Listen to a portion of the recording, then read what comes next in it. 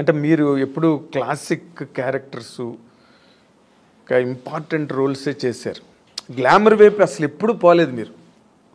రమ్యకృష్ణ గారు చేశారు, కొంతలో కొంత సౌందర్య కూడా చేసింది, మీరు అస్సలు అటు పక్కకే పోలేదంటే నాకు స్టార్టింగ్ ఇప్పుడు జంబలకడి పంలో మాస్ క్యారెక్టర్ అండి నేను చేశాను. తర్వాత ఏంటో ఆఫ్టర్ ఇమ్మీడియట్గా నాకు మిస్టర్ పెళ్ళాన్ దొరికింది. మిస్టర్ పెళ్ళాన్ తర్వాత చూసారంటే ఇంకా టోటల్గా హోమ్లీ క్యారెక్టర్స్ దొరికింది నాకు. ఒకవేళ నేను ఆ ఫేస్ నా బాడీ స్ట్రక్చర్ సెట్ అవుతుందేమో కానీ అందరూ ఆమెని అంటే ఇలా ఉంటేనే బాగుంటుంది, శారీ కట్టుకుంటేనే అందంగా ఉంటుందని, సో నాకు అలా బ్రాండ్ వేస్తారనమాట.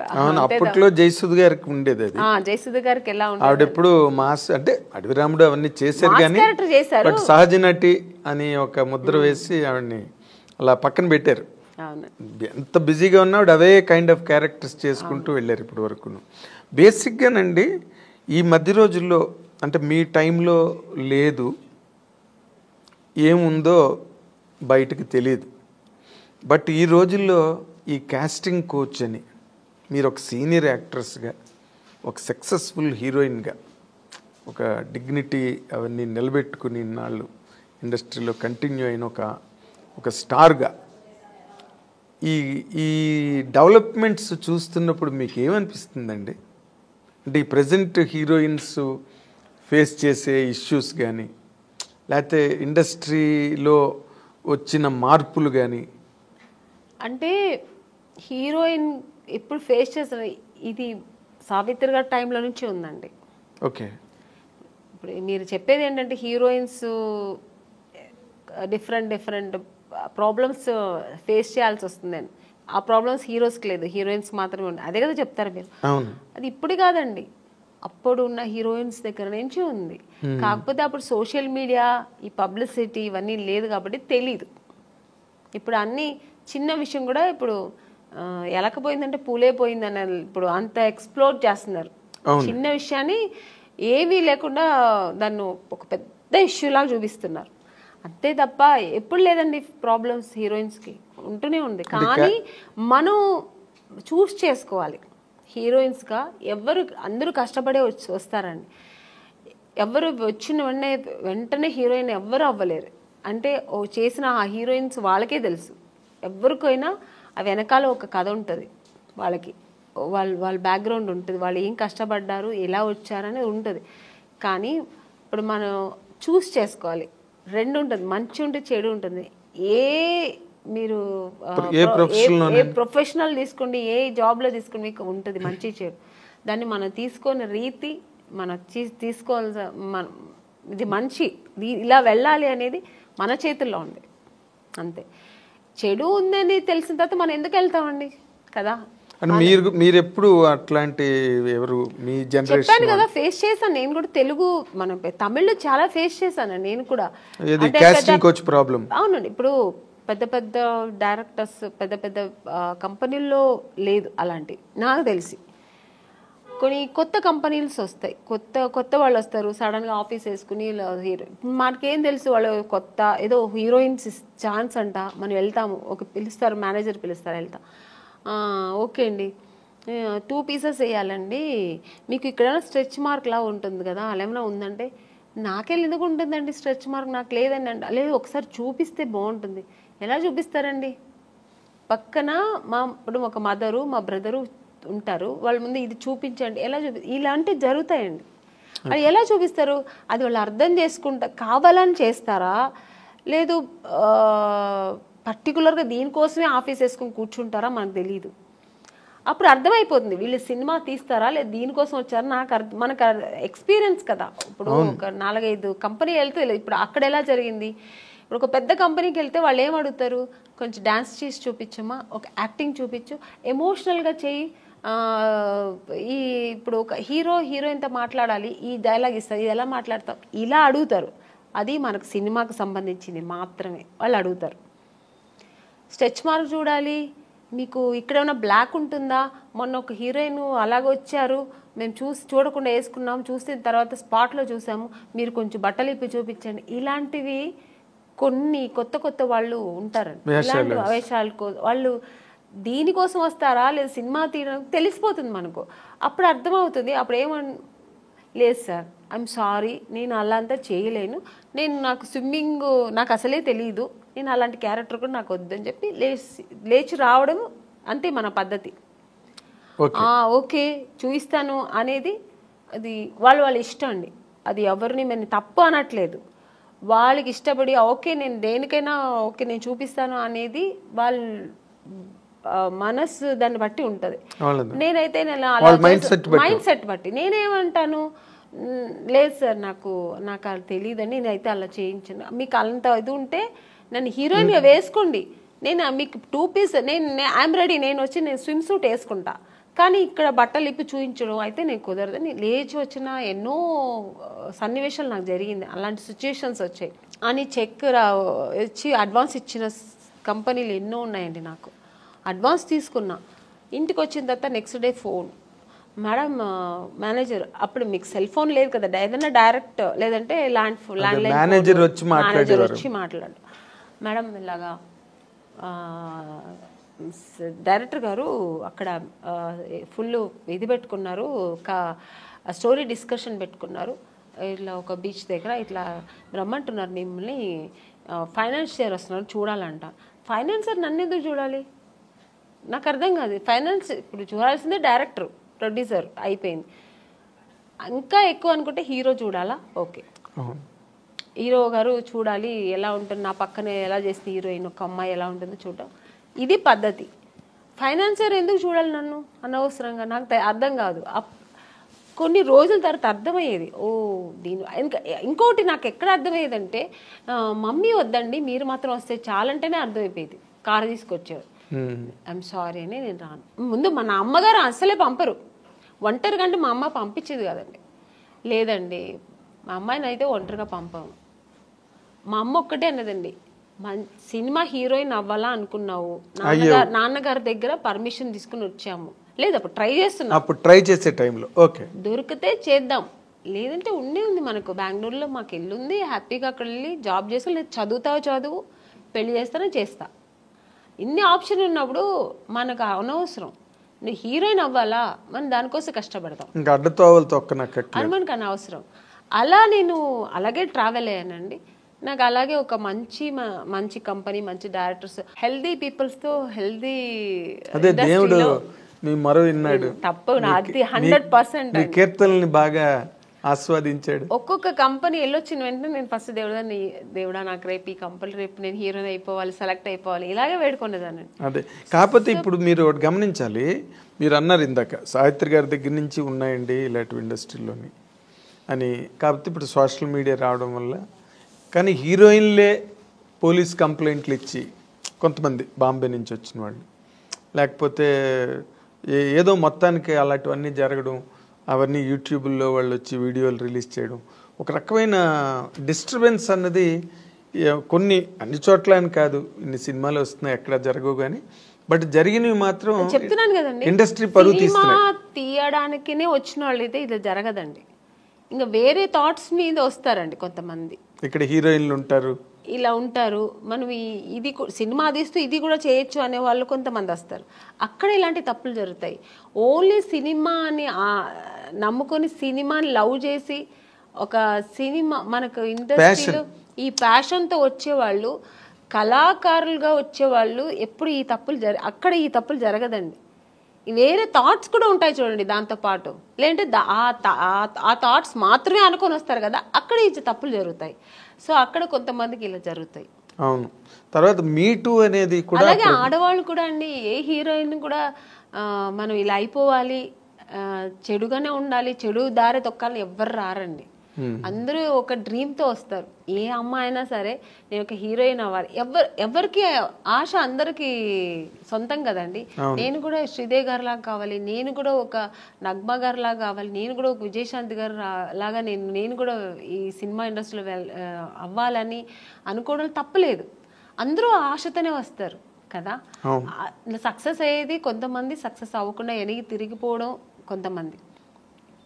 ఆ టైంలో కొంతమంది ఇలా జరిగితే దానికి పాప వాళ్ళు ఏం చేస్తారండి, నమ్మకం, ఒకవేళ మనం హీరోయిన్ అయిపోతామేమో అని ఒక నమ్మకంతో కొన్ని తప్పులు జరిగిపోవచ్చేమో, నాకు తెలియదు మరి. అలాంటప్పుడు కొంచెం ఇలా వాళ్ళు లైఫ్లో ఇలా మిస్ అవుతుంటాయి. అవును, మీటూ అనేది కూడా చాలా పెద్ద మూమెంట్. తమిళ్లో రేవతి గారు వాళ్ళందరూ కూడా దాన్ని, జయసూద్ గారు ఇక్కడ, ఆ మీటూ అనేది కూడా చాలా పెద్ద రేంజ్లోనే జరిగింది.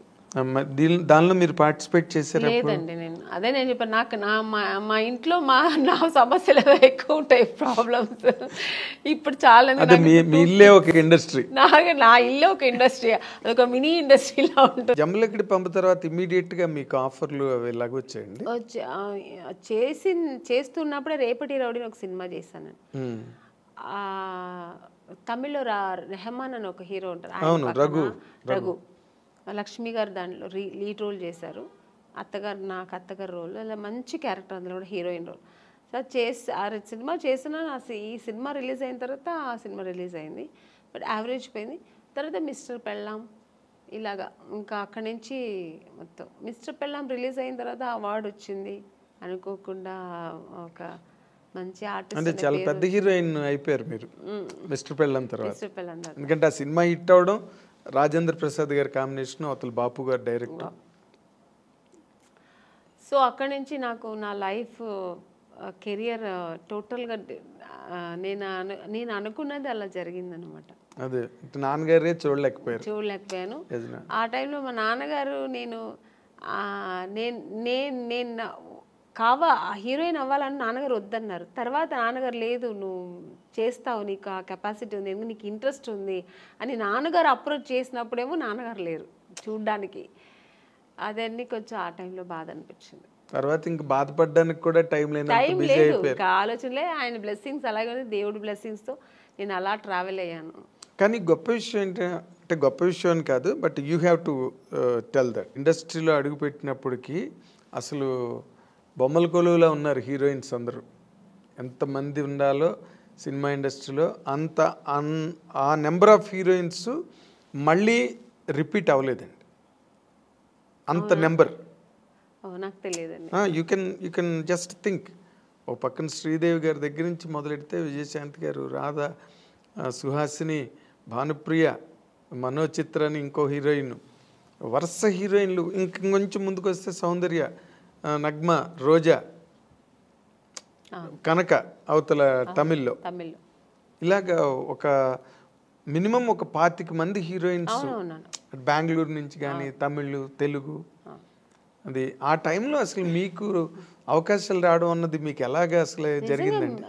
అది మిరాకల్ అని చెప్పాలా? మిరాకల్ కాదండి, అది దేవుడు బ్లెస్సింగ్స్. ఎందుకంటే నేను ఎక్కువ దేవుడు నమ్ముతాను. జాతకాలు కూడా నమ్ముతారు? లేదండి, జాతకాలంతా నేను నమ్మను. నాకు ఒక్కటి, దేవుడు లేకుండా ఏమీ జరగదు, ఆయన అనుకుంటేనే అన్ని జరుగుతుంది అని ఒక నమ్మకం ఎక్కువ, భగవంతుడి మీద ఎక్కువ నమ్మకం. అలాగే నాన్నగారు బ్లెస్సింగ్స్ నా మీద ఎక్కువ ఉంటుంది ఎప్పుడు. ఎందుకంటే నేను ఎక్కువ నాన్న అంటే చాలా ఇష్టం నాకు. ఆడపిల్లలకి సాధారణంగా తండ్రి ఎందుకంటే అమ్మ మీద ప్రేమ లేదని కాదు, ఎక్కువ ఆ నాన్నగారితో గారాభంగా ఉండేదాన్ని. సో అందుకని ఫస్ట్ హీరో నాన్నే కదా ఆడపిల్ల. అందుకని ఇప్పుడు మా నాన్నగారికి ఇంట్లో ఉన్నప్పుడు ఆయనకి దీపం పెట్టకుండా ఉన్నాను, రోజు ఆయనకి దీపం పెడతాను. దేవుడికి అంతే, ఆయన ప్రార్థన లేకుండా ఒక్కరోజు కూడా ఉండదు. పూజ ఒకవేళ చేయకపోయినా దేవుని తలుచుకోకుండా ఒక్కరోజు కూడా ఉన్నాను. సో ఆ దేవుడు బ్లెస్సింగ్స్ నాకు ఎక్కువ అని నేను అనుకుంటున్నా, నా నమ్మకం అది. మీ టాలెంట్ కాదు, సెకండ్ అది. ఇప్పుడు నాలాగా టాలెంట్ ఎంతమందికి లేదండి. ఎవరు వచ్చేప్పుడు టాలెంట్తోనే వస్తారు. చాలా టాలెంట్ చేసుకుని నేను చెయ్యాలి, బాగా చేయాలి అని ఒక అంబిషన్తో వస్తారు. అందరూ సక్సెస్ అవ్వరు కదా. అవును, అది కరెక్ట్. డెస్టినీ అన్నది ఒకటి ఉంటుంది. అది సక్సెస్ అవ్వాలంటే దేవుడి బ్లెస్సింగ్స్ లేకపోతే ఇంపాసిబుల్ అని నా నమ్మకం. నేను అందరినీ అనట్లేదు, నా నమ్మకం అయితే అది. అదేలేండి. అయితే ఇప్పుడు మీరు జరగదేమో అనేది కూడా జరిగిపోతుంది అనేది దేవుడిని ప్రార్థిస్తే జరుగుతుంది అనేది నమ్మకం నాకు. ఒక నమ్మకం, మీకు ఒక నమ్మకం. అయితే ఇప్పుడు మీరు ఇందాక చెప్పినట్టుగా ఇంతమంది హీరోయిన్లు, పెద్ద సర్కిల్ ఆఫ్ హీరోయిన్స్ మధ్యలో ఆమని గారు కెరీర్ స్టార్ట్ అయినప్పుడు కానీ మీరు చెప్పినప్పుడు మీనా గారు, మీనా, రోజా గారు, అవును, రమ్యకృష్ణ గారు, సౌందర్య గారు, సౌందర్య గారు. సౌందర్య వీళ్ళందరూ మీరు చూస్తే ఎంత పెద్ద పెద్ద హీరోయిన్స్ మధ్యలో నేను కూడా ఉన్నానంటే అది ఓన్లీ నా టాలెంట్ ఒకటే కాదు, దేవుడి బ్లెస్సింగ్స్ కూడా. నేను కూడా అంటే ఏంటి అసలు వాళ్ళకి వచ్చిన కన్నా మంచి మాస్టర్ పీస్ ఇట్లు మీకు వచ్చాయి. అదే ఒక మిస్టర్ పెళ్ళం కానీ ఒక శుభలగ్నం అంటే మంచి క్యారెక్టర్స్ చేశాను నేను. స్టార్డమ్ అనేది పక్కన పెడితే పెద్ద పెద్ద స్టార్స్ నేను చేయకపోయి ఉండొచ్చు, బట్ మంచి మంచి డైరెక్టర్స్, పెద్ద పెద్ద స్టార్ డైరెక్టర్స్తో చేశాను. అవును. అంటే బాపు గారు పేరు చెప్తేనే తెలియని ఎవరు అసలు బాపు గారి సినిమానా. పైగా ఆయన సినిమాల్లో హీరోయిన్స్ బాగా అవును ఫ్రేముల్లాగా గీసి మరి అందంగా చూపిస్తారు, అందరు లేని వాళ్ళు కూడా అందంగా చూపిస్తారు ఆయన, అది ఆయన అన్నమాట. అలాగే కె విశ్వనాథ్ గారు, కె రాఘవేంద్రరావు గారు, దాసనారాయణరావు గారు, కృష్ణారెడ్డి గారు, ఇలాంటి వాళ్ళు డైరెక్టర్స్ అంతా చేసే అవకాశం, మంచి మంచి క్యారెక్టర్స్ చేసే క్యారెక్టర్లు మంచి పడినాయి. అది నా గాడ్ గ్రేస్. అదే ఇందాక ఇప్పుడు మీరు ఇంతమంది హీరోయిన్ లిస్ట్లో మీకు బాగా క్లోజ్ ఫ్రెండ్స్ అని చెప్పుకునే వాళ్ళు ఎవరండి? నాకు ఎందుకంటే మీకు ఆ ఫ్రెండ్షిప్ అన్న యాంగిల్ చాలా తక్కువ. అవునండి, నేను ఎక్కువ ఫ్రెండ్స్ ఎక్కువ మెయింటైన్ కాదు, నేను ఎవరితో ఎక్కువ మాట్లాడను కాబట్టి మూవ్ అవ్వను. సో అందుకని నేను ఎక్కువ అలా మూవ్ అయ్యి మాట్లాడే ఒక హీరోయిన్ సౌందర్య గారు. ఎందుకంటే అది ఎలా కనెక్ట్ అయ్యానంటే, అమ్మాయి బెంగళూరు, నేను బెంగళూరు, సో ఇద్దరు బెంగళూరు బాలికలు. తర్వాత ఆ టైంలో మేము దగ్గర 3-4-5 పిక్చర్స్ కలిసి చేసాం మేము. సో చేసినప్పుడు అన్న చెల్లెలు, అమ్మ దొంగ ఇలా చేసామన్నమాట. అది చేసినప్పుడు మేమిద్దరు ఆల్మోస్ట్ మా కాంబినేషన్ ఉండేది, ఇద్దరు పక్కన పక్కన కూర్చొని, ఆ అమ్మాయి కూడా ఒక కిడ్ లాగే, ఇంకా వేరే ఏం ఉండదు ఆలోచన. మా కన్నడ సినిమా సాంగ్స్ పాడుకుని, ఆ కన్నడ మాట్లాడడం అనేది అమ్మాయికి నా మీద ఎక్కువ ప్రేమ వచ్చేసింది, నాకు ఆ అమ్మాయి మీద ప్రేమ వచ్చింది, కన్నడ సాంగ్స్ మాట్లాడడం, ఇలా కనెక్ట్ అయ్యాం అనమాట. అయ్యి అలాగా తన పర్సనల్స్ నాకు చెప్పుకోవడం, నా పర్సనల్స్ అమ్మాయి చెప్పుకోవడం. ఆఫ్టర్ నేను మ్యారేజ్ చేసుకున్న తర్వాత వాళ్ళ అమ్మగారు ఫోన్ చేసి, ఎలా ఉన్నావు అమ్మని, ఇంత బిజీగా ఉన్నావు, ఎలా ఇంట్లో కూర్చున్నావు అనేవారు. ఆ అమ్మాయి కూడా నన్ను షూటింగ్ స్పాట్కి రమ్మని పిలిచేది. తన ఓన్ సినిమా తీశారు వాళ్ళ బ్యానర్లో. అవును. అప్పుడు ఇక్కడ బ్రదర్ అమరు, అవును, రామని నాకు బోర్ కొడుతుంది, ఒంటరిగా ఉన్నాను అని, ఎక్కడో మైసూర్ దగ్గర సోమనాథ్పూర్ అని షూటింగ్లో నేను వెళ్ళలేకపోయాను, వస్తానని చెప్పాను. సో అలా చాలా దగ్గర ఉండింది. ఆఫ్టర్ మ్యారేజ్ తర్వాత కూడా నేను ఫ్రెండ్షిప్ కంటిన్యూ అయిందంటే ఒక సౌందర్య. తన నాన్నగారు పోయినప్పుడు కూడా నాకు ఫోన్ చేసి ఓన్లీ ఏడ్ చేసి, నువ్వు ఇప్పుడు రా, నేను కలవాలి, నీతో మాట్లాడాలి నేను అంటే. టైం అప్పుడు 10 o'clock అయిపోయింది, నేను షూట్ చేసుకుని వచ్చాను హైదరాబాద్లోనే. తను ప్రశాంత్ కుటీర్లో ఉంది, నేను హోటల్లో ఉన్నాను. నేను కూడా ఏదో హోటల్లో ఉన్నాను. చెప్పేదాన్ని వెంటనే కారు వేసుకుని వచ్చాను అనమాట ప్రశాంత్ కుటీర్. వస్తే కూర్చొని, ఎందుకంటే అమ్మాయి సెంటిమెంట్గా ప్రశాంత్ కుటీర్ చాలా ఎంత పెద్ద హీరోయిన్ ఆ ప్రశాంత్ కుటీర్లో ఉండేది. మేమందరూ కూడా ఒక స్టేజ్ వచ్చిన తర్వాత హోటల్స్ మారాము, అమ్మాయికి అసలు మారలేదు, ఆ రూమ్ మారలేదు, ఆ ప్రశాంత్ కుటీర్ని వదలలేదు. అంతే వెజిటేరియన్ ఫుడ్. అవును, ప్రశాంత్ కుటీర్ బాగుంటుంది, అది ఒక ఈ హోమ్లీగా ఇల్లు అట్మాస్ఫియర్ ఉంటుంది. సో అక్కడ వెళ్తే అసలు నన్ను హగ్ చేసుకుని బోర్ ఏడ్చేసింది, చిన్నపిల్లలాగా ఏడ్చి. మా 4 పిల్లర్స్లో ఒక పిల్లర్ వెళ్ళిపోయారు నాన్నగారు, నేను అమ్మ ముగ్గురే ఉన్నాము, అమ్మని అని ఏడ్చి. అన్నాను, ఏదున్నా ధైర్యంగా ఫేస్ చేయాలి, నువ్వు నేను తనకు ధైర్యం చెప్పింది, అమ్మాయిలాగే. కానీ ఆ టైంలో అలా ఒకరికొకరు అందరు చెప్పుకొని అంత క్లోజ్ ఉండేదన్నమాట అమ్మాయి.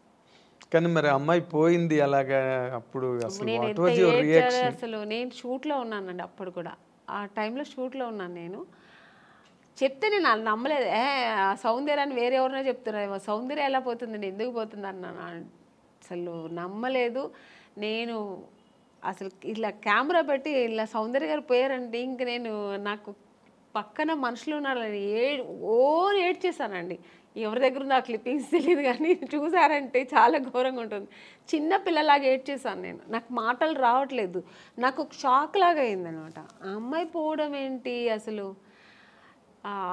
ఆ తర్వాత అసలు నేను దేవుడి దగ్గర నిజంగా ఇది ట్రూ అండి, నేనైతే దేవుడి దగ్గర ఒక్కటే వేడుకున్నా, నన్ను తీసుకెళ్ళొచ్చు కదా అమ్మాయిని ఉంచేసి అనిపించింది ఆ టైంలో. అలా ఏడ్చేసాను నేను.